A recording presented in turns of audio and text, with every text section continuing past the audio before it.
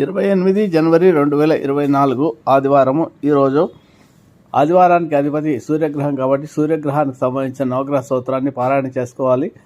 జపా కుసుమ సంకాశం కాశ్యపేయం మహాద్విత్యం తమోరిం సర్వపాపగ్నం ప్రణతోస్ దివాకరం అనే స్తోత్రాన్ని 27 సార్లు జపం చేసుకోవాలి. అలాగే 6 నుంచి 7 మధ్య కాలంలో ఆదిత్య ఉదయ పారాయణం సూర్యహోరాలో చేసుకుంటే ఉద్యోగం రాని వాళ్ళకు ఉద్యోగం లభించడము, నేత్ర రోగాలకు సంబంధించిన ఏదైనా అనారోగ్య సమస్య ఉంటే అనారోగ్య సమస్యలు తొలగుతాయి. అలాగే ఈరోజు కేతుగ్రహానికి సంబంధించిన నక్షత్రం మఘా నక్షత్రం కాబట్టి కేతుగ్రహానికి సంబంధించిన స్తోత్రాన్ని పారాయణ చేసుకోవాలి, జపం చేసుకోవాలి. అది 27 సార్లు చేసుకోవాలి.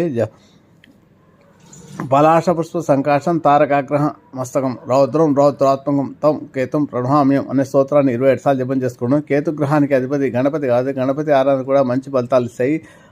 ఆదివారం సాయంత్రం రాహుకాలంలో రాహుగ్రహ జపం చేసుకుంటే కూడా రాహుగ్రహ దోషాలు తొలగుతాయి.